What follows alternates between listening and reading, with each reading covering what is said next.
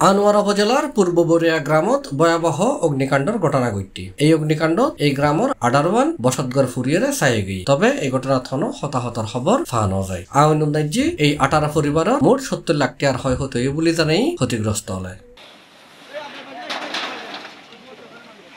জুনের 23 তারিখ রবিবার সকালে উপজেলার বটতলী ইউনিয়নের 8 নম্বর ওয়ার্ড পূর্ব বরিয়া গ্রামের বদরুদ্দোজা মেম্বারের বাড়ি এই ঘটনা ঘটে। বৈদ্যুতিক শর্ট সার্কিটের ঐন্দর্য বলে ধারণা করা হয়। স্থানীয় মানুষজন এবং আনোয়ারা ফায়ার সার্ভিসের উগ্র ইউনিট জায়গায় আগুন নিয়ন্ত্রণায় নিল।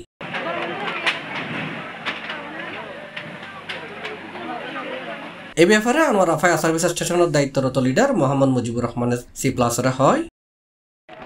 আমরা পূর্ব বরিয়া আগুনের সংবাদ পাই 10টা প্রায় 5-10 এরকম সংবাদ পাওয়ার সাথে সাথে আমরা এখানে আসার পরে দেখি যে আগুন ধাও ধাও জ্বলতেছে। এর ভিতরে আমরা ফার্ম ফিটিং করি, আগুনের কাজ শুরু করি। আমরা মোটামুটি আগুন সবগুলো মোটামুটি নিয়ন্ত্রণ করছি, যেগুলো জ্বলছে এগুলো আমরা নিয়ন্ত্রণ করছি।